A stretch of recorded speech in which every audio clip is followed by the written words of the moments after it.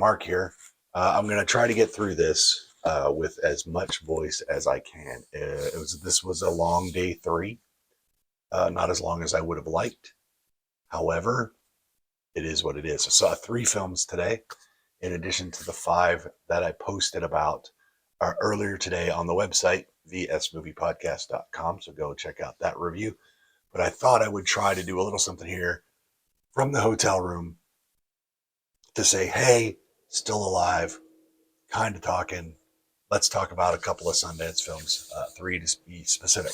The first one I caught this morning was a documentary called The Perfect Neighbor, and it was about a situation, I believe in Florida, where a woman shot through her door and killed one of her neighbors. And the entire film is composed of police body cam footage and interview footage from the interrogation room. This film is put together really well because it covers the months of interactions between the police and these 2 women in their neighborhood in terms of what the shooter, Susan, would constantly call about in this neighborhood and make the police come out and deal with it. And it was because her neighbors had kids and they play, and kids are loud. And there was some dispute over where they were playing and whether they were allowed to be there and all of that good stuff. So if you're into actual crime, this is a great documentary. It actually does come all the way through, and we see how it goes to trial. We see what verdict is rendered, and we're told what the sentence is. This film is, I like when I'm pleasantly surprised by a film, and this is one of those. I thought, well, it'll be interesting. We'll see how it goes. The filmmakers took all of these disparate body cams and crafted as good a film as if they'd have done a bunch of reenactments. It's just really, really well done. And they should be applauded for that. This is a great documentary. I look forward to seeing it show up later in actual wide release or wider release for documentaries. We know how well documentaries do, which is not very. But this is a really good one. After that, it looked like I wasn't going to get into my second choice, which would have been a documentary about a missionary that was trying to contact the last uncontacted tribe. And we know how that normally works. But so many people wanted to see it. I literally was not going to get into it. So I went to Brides, which is a dramatic film about 2 Muslim teenage girls in the UK who leave home and they're traveling to Syria without telling. They're running away and they're going to go to Syria.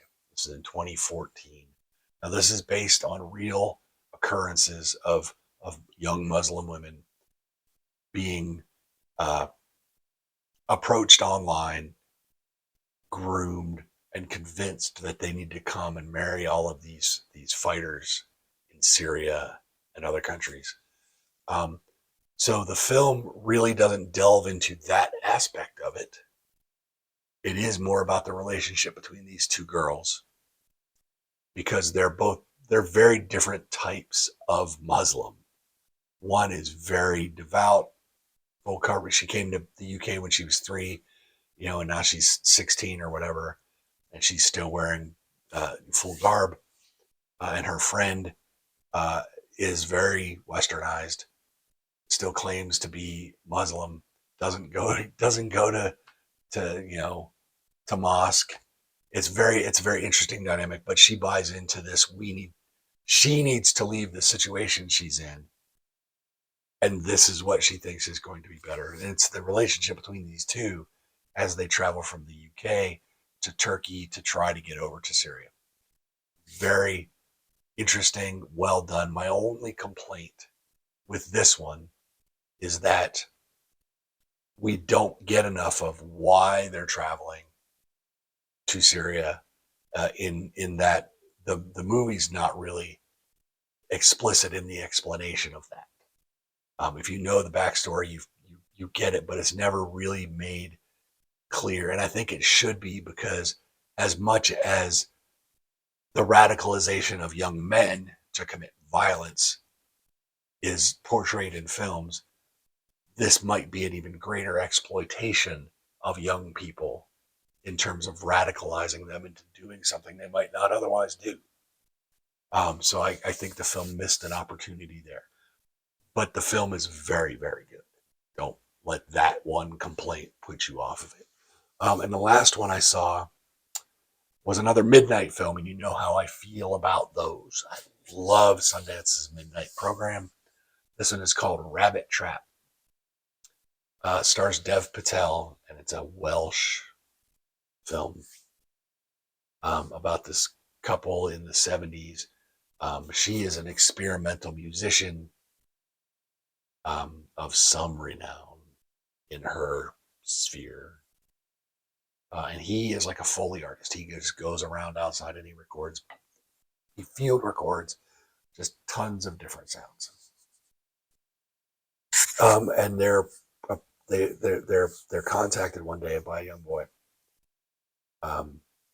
who is very weird, very, very strange, very connected to the land and the mythology of the area, and seems very intent on being with our couple, Daphne and Darcy.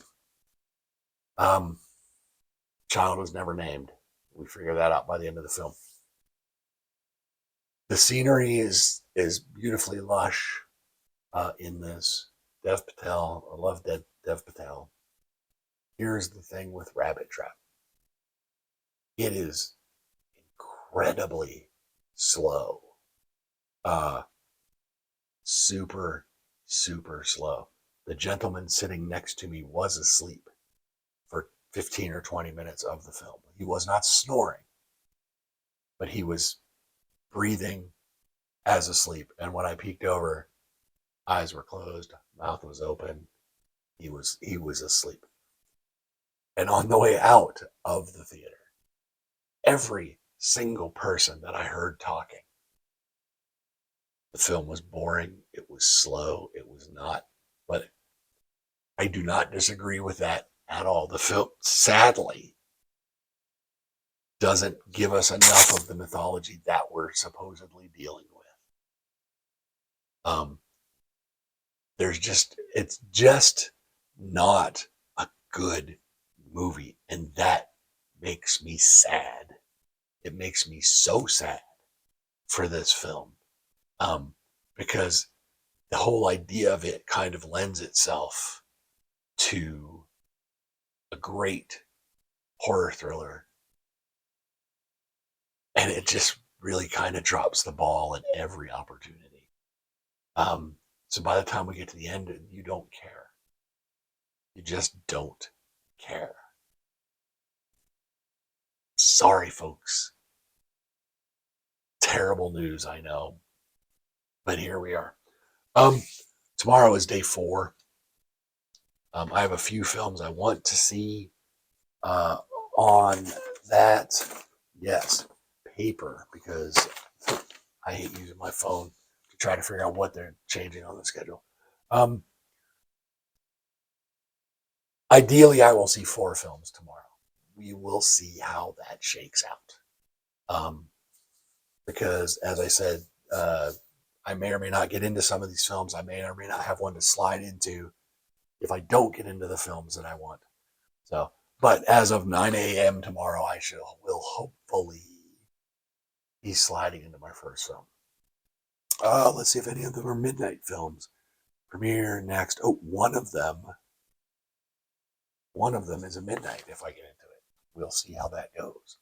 But yeah, so far Sundance is good. The line management good. The volunteers are always great.